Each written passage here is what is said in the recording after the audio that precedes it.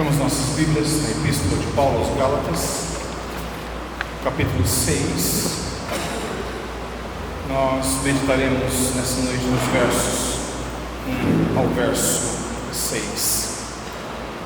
Epístola de Paulo aos Gálatas, capítulo 6, os versos de 1 ao verso 6. A palavra de Deus diz: Irmãos, se algum homem chegar a ser surpreendido em alguma ofensa, vós que sois espirituais, encaminhai o tal com o espírito de mansidão, olhando por ti mesmo, para que não sejas também tentado. Levai as cargas uns dos outros, e assim cumprireis a lei de Cristo. Porque se alguém cuida ser alguma coisa, não sendo nada, engana-se a si mesmo. Mas prove cada um a sua própria obra, e terá glória só em si mesmo, e não no outro. Porque cada qual levará a sua própria carga. E o que é instruído na palavra, reparta de todos os seus bens com aquele que o instrui. Oremos. Senhor Pai, nós pedimos que o Senhor nos abençoe na meditação esta porção da Tua Palavra, que ela encontre espaço em nossas vidas, que a Tua Palavra aumente em nossa existência nesta igreja, que a Tua Palavra aumente nesta cidade, nesse estado e ao redor do mundo, e que vidas se dobrem, temam e tremam diante dela, e através da pregação da mesma encontrem a mensagem do Evangelho claramente explicada e cheguem ao pleno conhecimento da salvação em Jesus Cristo. Ser com o teu povo aqui é o que pedimos, no nome santo de Jesus Cristo. Amém. Como vocês sabem, este é o ano em que celebramos os 500 anos da Reforma. E 2 livros foram importantíssimos na vida de Martinho Lutero. O primeiro deles, o Evangelho de João, bem como esta epístola. E esta tem sido usada neste ano tão importante no calendário cristão, para a meditação e o relembrar de coisas, valores, princípios que são de fundamental importância, não obstante o tempo ter passado. Ainda hoje, com base naquilo que já estudamos, cristãos são vistos como aqueles que estão sem lei para com Deus, porque eles não seguem a lei de Moisés, nem no todo, muito menos em parte, e assim são tidos como pessoas que estão em relação a Deus sem lei. Mas eu acredito que esta não seja a verdade, com base na palavra que acabamos de ler, Gálatas capítulo 6, de 1 a 6, nós temos uma lei para com Deus.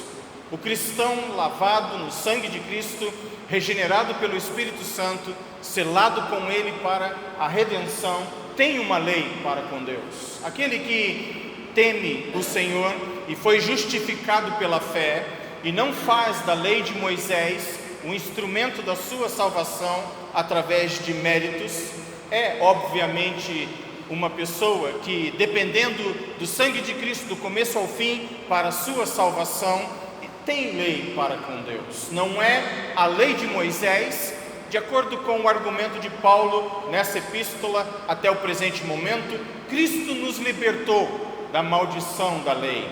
Não que ela fosse ruim, não que ela fosse má, mas o exercício da lei, que é pura, santa e perfeita, em contato, quando a lei, sendo que entra em contato com a minha natureza pecaminosa, ela se torna, ao invés da minha salvação, a minha condenação.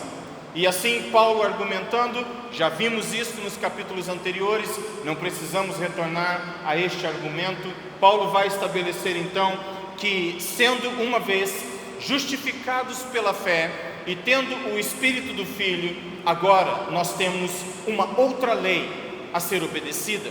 Não é mais a lei de Moisés, mas sim a lei de Cristo. E este é o simples tema para a nossa meditação esta noite, a lei de Cristo. E Paulo enfatiza isto no verso 2: levai as cargas uns dos outros, e assim cumprireis a lei de Cristo.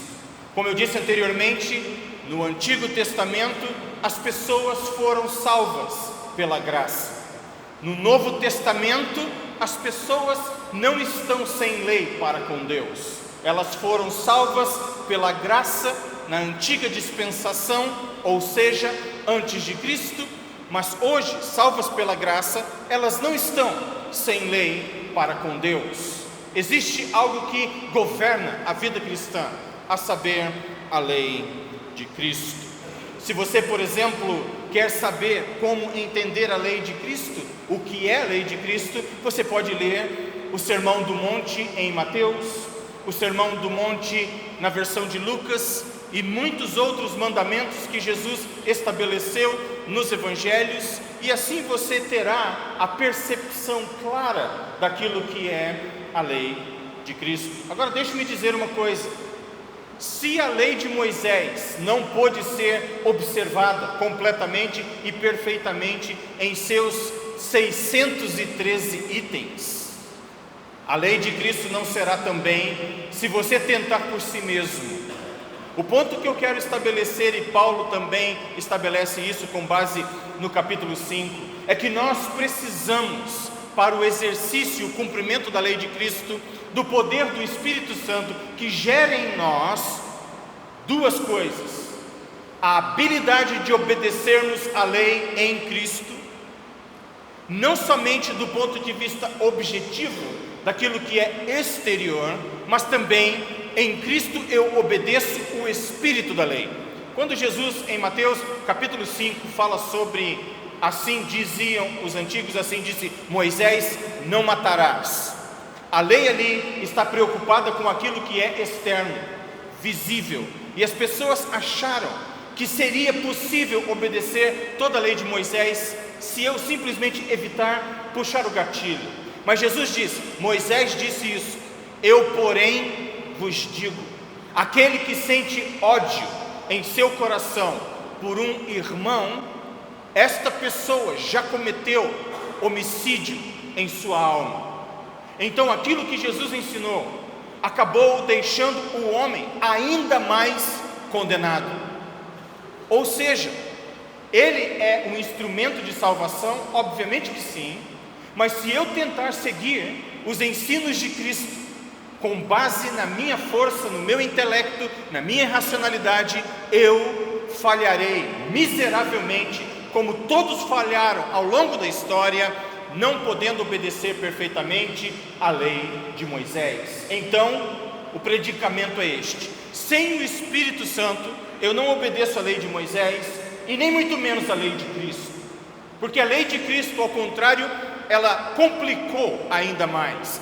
Cristo exigiu não somente aquilo que é externo, aquilo que é objetivo, aquilo que é o puxar do gatilho. Jesus Cristo foi além, e ele disse, aquilo que é interno, aquele que é o espírito da lei, este também precisa ser obedecido. E quando você considera essas duas realidades, nós estamos absolutamente perdidos se a nossa opção de obediência é meritória, ou seja, eu tentarei alcançar salvação pelos méritos pessoais. Jamais conseguiremos, ninguém jamais conseguiu. Salvação sempre foi, é e será pela graça. Isto precisa ficar claro em nossos corações, e por isso Paulo escreveu esta epístola, porque existem duas grandes tentações na vida cristã, e elas são antigas bem como atuais, pertenceram ao século I, assim como pertencem ao século XXI. E os dois problemas que enfrentamos é o problema do regresso. Paulo estava escrevendo a uma igreja que estava deixando a posição de salvação pela graça, confiando somente nos méritos de Cristo, o derramamento do sangue no Calvário, a morte de Cristo na cruz, a sua ressurreição de dentre os mortos. Eles estavam deixando este fundamento e voltando, regressando à lei, tentando assim obter salvação por práticas externas. No capítulo 3, Paulo diz, meus irmãos Gálatas, quão depressa vocês saíram daquele que era o fundamento da vossa salvação, da salvação de vocês. Vocês se afastaram dele muito rapidamente e agora vocês estão observando datas, observando dias, observando meses e anos e festivais. Vocês agora estão voltando a enfatizar aquilo que é externo, a circuncisão do corpo, ao invés de se manterem firmes em Cristo e confiados do começo ao fim na graça de Cristo. Paulo então fala do problema que é o regresso, o retorno a coisas que já tinham ficado para trás. Mas existe um outro problema, que é o problema de avançarmos além daquilo que está escrito. Por um lado, o erro é ficarmos aquém daquilo que foi estabelecido em Cristo, por Cristo e para Cristo. O outro erro é irmos além do que está estabelecido por Ele. Na década de 80, uma religião cristã advogou aquilo que já vinha sendo advogado, e foi advogado no século XV, depois foi advogado de novo no século XVII, e continua sendo advogado ainda hoje. E o objeto deste desejo, desta argumentação, é que Jesus Cristo tenha aquela que é a mediatrix, ou aquela que eles estão batendo na tecla precisa ser reconhecida como a co-redemptrix. Ou seja, Jesus Cristo precisa ter uma co-mediadora com Ele e uma co-redentora com Ele. E isto não é novo, e agora que alguns celebram 100 anos de uma aparição num dos países europeus, vocês sabem provavelmente do que eu estou falando, eles querem enfatizar mais do que nunca, neste tempo em que se celebra os 100 anos da aparição em Portugal, que ela seja declarada co-redentora e co-mediadora em termos tão dogmáticos que entrará como revelação.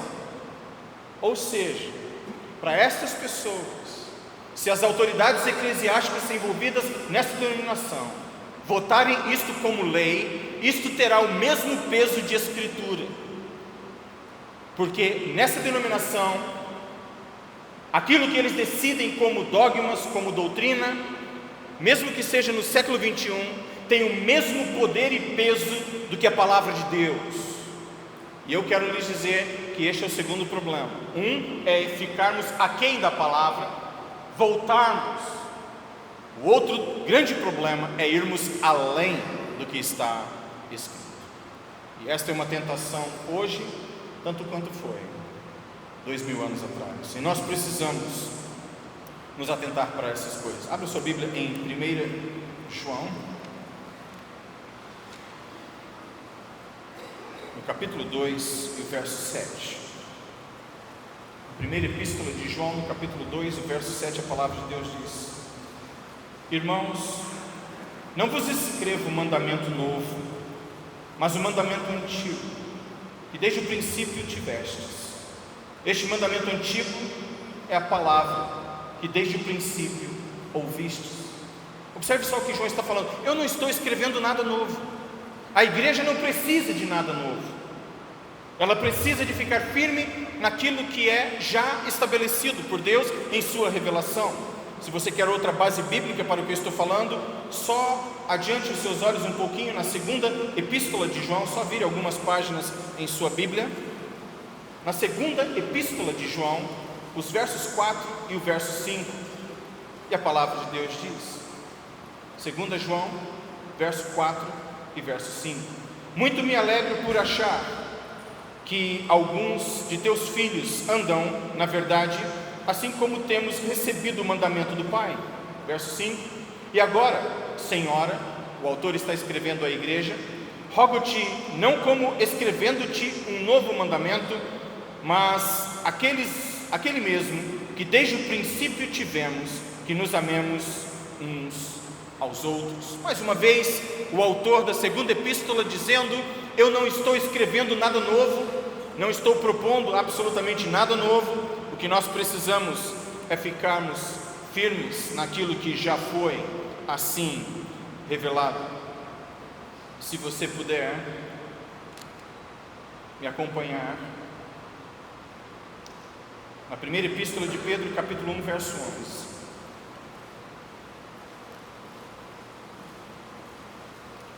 Indagando que tempo ou que ocasião de tempo o Espírito de Cristo que estava neles indicava anteriormente, testificando os sofrimentos que a Cristo haviam de vir e a glória que lhes havia de seguir. E ele segue então afirmando que a revelação foi estabelecida, e também na segunda epístola ele vai argumentar a mesma coisa, igualmente no capítulo 1, que não existe mais revelação, ela já está fechada. Então depois você leia com calma o capítulo 1 e ambos primeiros capítulos da primeira epístola e da segunda epístola, e você encontrará o mesmo ensino que você encontra na primeira e na segunda epístola de João, que não existe mandamento novo, aquilo que a igreja precisa está aqui contido, e a nossa segurança está não aquém de Cristo e muito menos além de Cristo, mas nestas duas palavras que o apóstolo Paulo ama em Cristo. E quando eu posso então viver a lei de Cristo, eu posso vivê-la porque o Espírito me capacita. Nós vimos no último encontro com base no capítulo 5, mas o fruto do Espírito é Gálatas 5, 22 e 23, e assim quando eu sou capacitado por Deus, eu posso viver esta lei.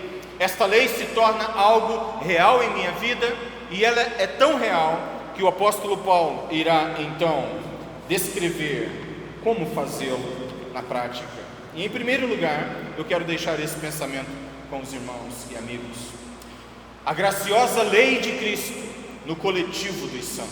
Observe só o que diz o verso 1, o verso 2 e o verso 3. Irmãos, se algum homem chegar a ser surpreendido em alguma ofensa, vós que sois espirituais, encaminhai o tal com espírito de mansidão, olhando por ti mesmo, para que não sejas também tentado. Levai as cargas uns dos outros, e assim cumprireis a lei de Cristo. Porque se alguém cuida ser alguma coisa, não sendo nada, engana-se a si mesmo. E a graciosa lei de Cristo, ela é, em primeiro lugar, experimentada, vivida na prática, no seu âmbito congregacional. É a graciosa lei de Cristo no coletivo dos santos. É a lei de Cristo que é fruto do Espírito e, assim sendo, vivida em meio às próprias imperfeições da igreja. Observe que Paulo está escrevendo à igreja, ele chama a igreja de Cristo em outros lugares de santos. Aos Coríntios ele se refere assim. Ele constantemente descreve os santos como sendo santos. E nós temos uma dificuldade de aceitarmos que, à luz das nossas imperfeições, nós continuamos santos. É assim que a Bíblia nos vê, é assim que o apóstolo declara o relacionamento da igreja em Cristo. E ele diz: mesmo que vocês vivam a lei de Cristo e sejam santos, alguém pode errar, e em meio a esta santidade, vivam a lei de Cristo, administrando as suas imperfeições. Irmãos, se algum homem chegar a ser surpreendido em alguma ofensa, a lei de Cristo é graciosa, ela se expressa no meio dos santos, mas estes santos são, obviamente, imperfeitos. E aqui está o argumento de Paulo estabelecendo esse ponto. A lei de Cristo, que é fruto do Espírito, é expressada em mansidão, que corrige o erro. Eu venho falando isso há muito tempo. Amor não é frouxidão. Amor não é esse subjetivismo bobo, esse sentimentalismo superficial que nós adotamos muitas vezes. Amor confronta, amor corrige, amor coloca contra a parede. Em mansidão é verdade, mas confronta. Aqui está a evidência. Se alguém estiver em erro, em mansidão, precisa ser corrigido.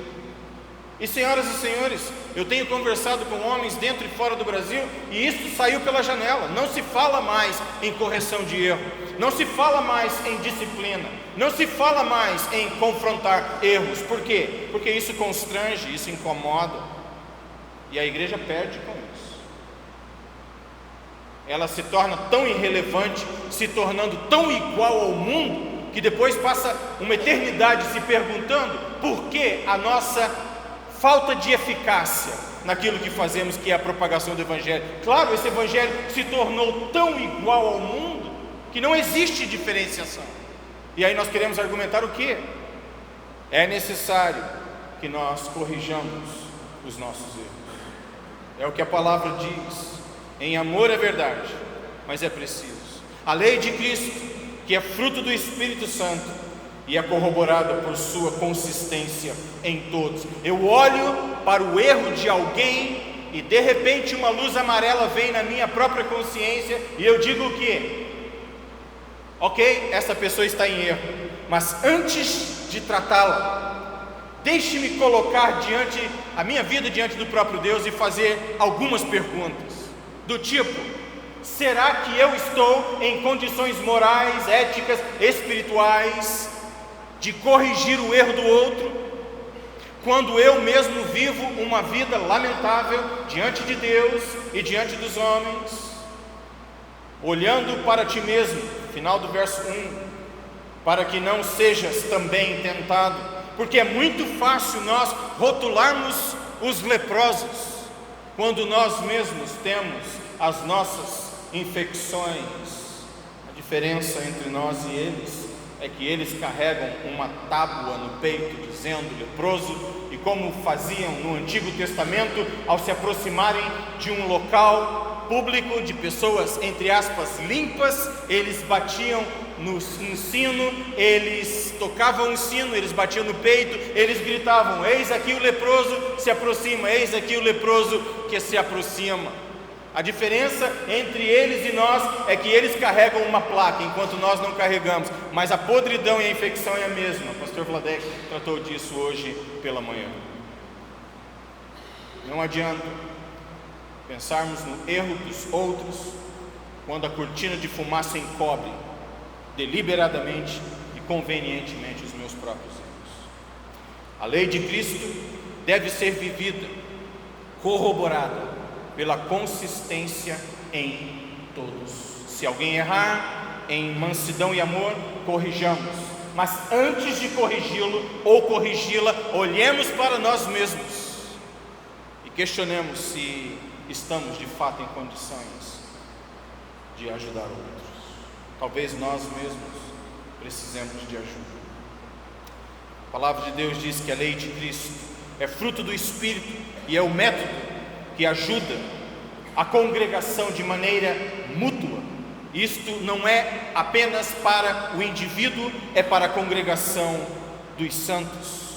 Verso 2: levai as cargas uns dos outros, e assim cumprireis a lei de Cristo. Isso aqui é igreja, isso aqui é evangelho, carregar as cargas uns dos outros e não fazer com que a vida daquele que já está sobrecarregado se torne ainda mais miserável. Eu preciso retirar o peso dos ombros daquele que é meu irmão, daquele que é minha irmã em Cristo, e para retirar esse peso, eu mesmo preciso estar sem qualquer fardo sobre os meus ombros. E assim, a lei de Cristo é congregacional. Levai as cargas uns dos outros, porque esta lei, que é fruto do Espírito, é também manifestação e se manifesta em pessoas que não pensam em si mesmas mais do que convém. Verso 3: porque se alguém cuida ser alguma coisa, não sendo nada, engana a si mesmo. As pessoas reclamam que eu sou incisivo, mas esse verso não é. Paulo escrevendo diz: olha, o negócio é o seguinte, a lei de Cristo será vivida desta maneira, coletivamente, congregacionalmente, carregando os erros, os pesos uns dos outros. Mas deixe-me dizer uma coisa: não pretenda ser mais do que você realmente é. Seja simples e tão somente aquilo que Deus te chamou para ser. Porque a lei de Cristo, ela me ensina que eu não devo pensar mal dos outros e muito mais acerca de mim mesmo. Existe uma tendência de nós julgarmos muito os erros dos outros, mas sermos extremamente lenientes com os nossos próprios erros. Paulo está dizendo: não pensem vocês acerca de si mesmos mais do que convém. Isto está ecoado em Romanos, no capítulo 12, a mesma ideia. É só abrir a Bíblia e ali constatar este fato. Porque se alguém cuida ser alguma coisa, não sendo nada, engana-se a si mesmo. E se você está em Cristo, você é muita coisa, você é muito especial e terá condições assim de ajudar outros nesse contexto de graça, onde a lei de Deus é cumprida. Por acidente eu vi algumas cenas do filme Ben-Hur. Eu não assisti o filme todo, essa nova versão do filme. O momento em que Jesus Cristo, interpretado por Rodrigo Santoro, se eu não estou enganado, ele se joga sobre uma pessoa que está sendo apedrejada e exemplifica aquilo que é a compaixão. E naquele momento eu presto atenção, e você também observará isso claramente, quando o oficial romano, ele diz: esta é a fraqueza, é nesta demonstração de compaixão que nós poderemos ver toda a força do Império Romano vindo a ruínas. Essa é a observação do Império Romano, do imperador, do representante romano, não com essas palavras, mas palavras para este fim. Ele observa a compaixão, a intervenção de Cristo para que aquele homem não fosse apedrejado. Ali, na interpretação de Rodrigo Santoro, Jesus está protegendo a pessoa sendo apedrejada, ele mesmo sofre um pouco de apedrejamento, e a observação é essa: esse tipo de compaixão traz ruína. Ao invés de fraqueza, isto é força. Levai as cargas uns dos outros, e assim cumprireis a lei de Cristo. Em segundo lugar, a graciosa lei de Cristo na conduta dos santos, não somente na congregação dos santos, mas na conduta dos santos, versos 4 ao verso 6. E aqui eu aprendo que a lei de Cristo leva os santos ao princípio da autoanálise e aprovação. Isso está vinculado com o verso 3, mas olhe só o verso 4: mas prove cada um a sua própria obra, e terá glória em si mesmo e não no outro. Que estranha escolha de palavras. Eu me gloriar em mim mesmo, não nesse sentido de vanglória, mas no sentido de analisar aquilo que eu estou fazendo e pela fé aceitar que o que está sendo feito em minha vida e realizado como trabalho do Espírito é coisa boa. Eu estou feliz com isso, eu estou crescendo na graça, o Espírito está gerando fruto em mim, o Espírito está produzindo, eu estou ajudando minha congregação, eu estou ajudando os meus irmãos a esse espírito de coletividade, de cooperação. A lei de Cristo está sendo através de mim vivida em graça no meio dos santos. Tendo dito isto, em primeiro lugar, ela encontra relevância e coerência em minha própria existência. Analise a si mesmo, veja as boas obras.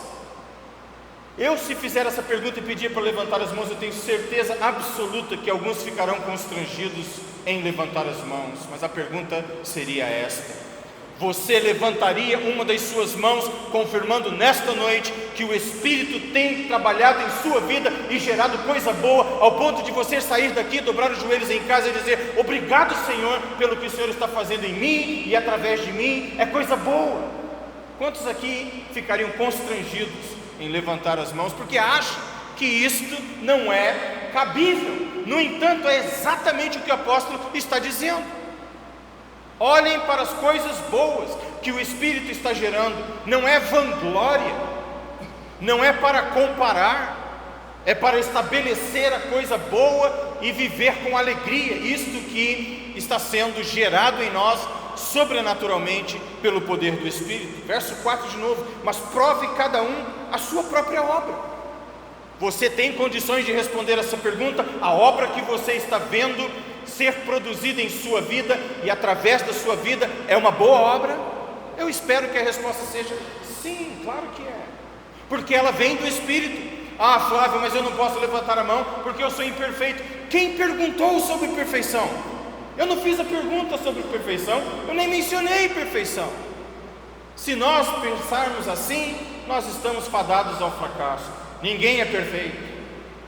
Deste lado da vida, não somos, mas nós somos santos aos olhos de Deus, porque Deus nos vê através de Cristo, e é possível vivermos assim. Uma lei que leva os santos ao princípio da autoanálise, e mais do que isso, da aprovação.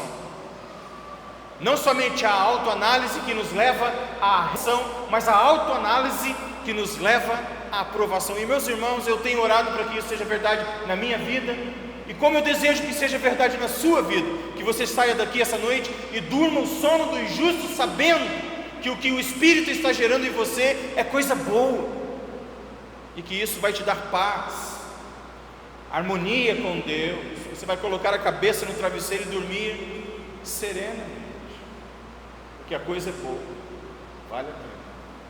E você constata isso, você verifica e aprova isso.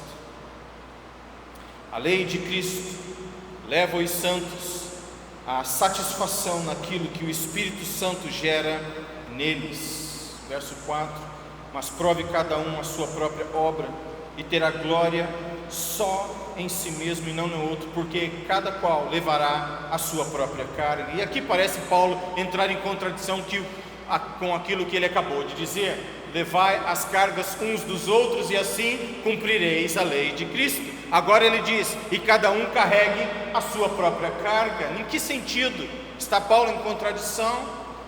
Eu acho que não. Na verdade, eu acredito que não. Paulo está dizendo que a lei de Cristo leva os santos a não dependerem das experiências alheias para a confirmação de suas próprias condutas. Irmãos, é maravilhoso ver um grupo de santos vivendo em santidade, mas se um deles errar, eu não preciso ter a minha conduta comprometida pelo erro daquele irmão.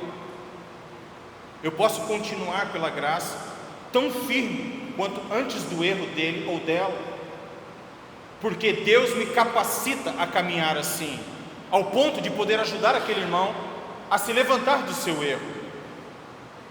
O contrário não sendo necessário e muito menos verdadeiro, que por causa do erro dele todos nós fracassaremos como congregação. Não precisa ser assim e não deve ser assim.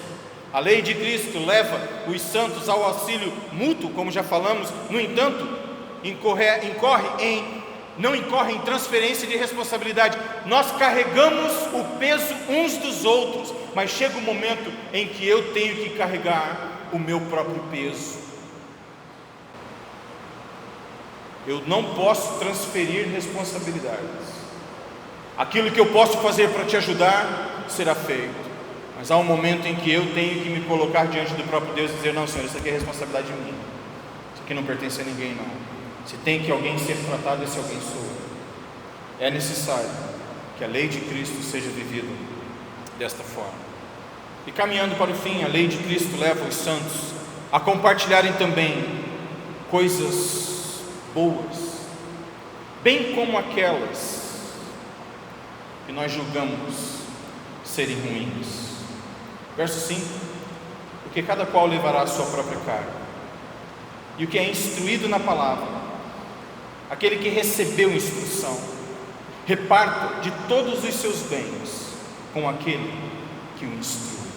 Ou seja, que exista gratidão. Aquele que recebeu ajuda quando tropeçou e caiu, compartilhe daquilo que passou a ter, dos seus bens, da riqueza que foi ser colocado em pé de volta. Compartilhe com aquele que o ajudou. Irmãos, se nós vivermos assim, quão melhor será a igreja de Cristo, e quanto mais eficiente nesse mundo que clama por exemplos, que clama por um Cristo que se dobre sobre alguém apedrejado, sendo apedrejado, e com ele sofra algum dano, para que ambos fiquem em pé, e aquele que estava totalmente prostrado, agora em pé, compartilhe com aquele que o protegeu coisas boas. Nós precisamos disso, nós precisamos desta lei de Cristo que ajuda a congregação, essa lei de Cristo que ajuda o indivíduo em sua conduta. Usando mais uma vez o filme, percebi ao final dele que Ben-Hur, até quase no final do filme, é uma pessoa absolutamente marcada pelo ódio. Ele odeia praticamente do começo ao fim. Não somente ele, mas todos se odeiam. E parece que há uma linha do começo ao fim sendo usada para alinhavar as cenas. E a linha para mim é compaixão, compaixão. E essa linha quebra tão facilmente, mas ela se refaz facilmente também. E o meu desejo é que nós possamos, em nossas condutas pessoais, encontrarmos, ainda que em ficção, usando o filme como analogia, mas em realidade aplicando às nossas vidas, a compaixão que leva os irmãos à reconciliação e a uma vida que traz glória, para que todos nós possamos, nas planícies da vida, cavalgar juntos uma eternidade. Que Deus nos ajude nesse sentido, que a lei de Cristo possa ser vivida, que nós possamos ajudar uns aos outros a carregarmos os nossos fardos. Mas nessa noite talvez você não esteja aqui em condições de ajudar ninguém, você mesmo precise de ajuda. Lembre-se do que Jesus disse, Mateus capítulo 11, e com isso eu termino. Se você quiser abrir a Bíblia e me acompanhar, amém. Se não quiser, não tem problema. Mateus no capítulo 11. O texto que nós vemos em Gálatas fala sobre ajudarmos uns aos outros, cumprindo a lei de Cristo, carregando os fardos. Mas talvez exista alguém aqui que antes de começar a ajudar outros, precise ter o seu fardo removido de sobre os seus ombros. Jesus quer fazer isso esta noite. Ele é o único que pode. Não há um corredentor, não há um co-mediador, quem quer que seja. Ele é o único. E ele diz: vinde a mim, todos os que estáis cansados e oprimidos, e eu vos aliviarei. Tomai sobre vós o meu jugo, e aprendei de mim, que sou manso e humilde de coração, e encontrareis descanso para as vossas almas, porque o meu jugo é suave, o meu fardo é leve. Que Deus mesmo para isso nos ajude. Oremos. Senhor Deus e Pai, que nós, cansados como estamos, possamos em Cristo encontrarmos forças para ajudarmos uns aos outros a carregar os nossos fardos, que são muitas vezes tão discretos, tão secretos, tão silenciosos e ao mesmo tempo esmagadores. Ajude-nos, Pai, que a Tua graça e a Tua misericórdia nos envolvam e assim cumpramos a lei de Cristo. Ajude-nos em nossa conduta como igreja, em nossa conduta como indivíduos. Antes de olharmos para o erro do outro, analisarmos o nosso próprio ser, a nossa própria conduta. Permita, Deus, que pela Tua graça, ao sermos analisados pelo Senhor e por nós mesmos, encontremos coisas boas sendo geradas em nós, que as nossas vidas sejam aprovadas diante de Ti, diante das nossas próprias consciências, e assim possamos ser bênção, não somente para nós mesmos, mas para outros. E se há alguém aqui essa noite, Deus, que precisa ter o peso do pecado, da culpa, da condenação, removidos de sobre si, Deus amado, se existe alguém aqui com vergonha esmagadora, constrangimento de alma, seja o que for, pessoas preocupadas, ansiosas, eu peço que o Senhor remova tudo aquilo que esmaga e tortura quebram a nossa alma, que nós possamos ter esses fardos trocados pelo fardo do Senhor. Obrigado porque o Senhor é humilde, o Senhor é manso e permite que em Ti mesmo encontremos descanso.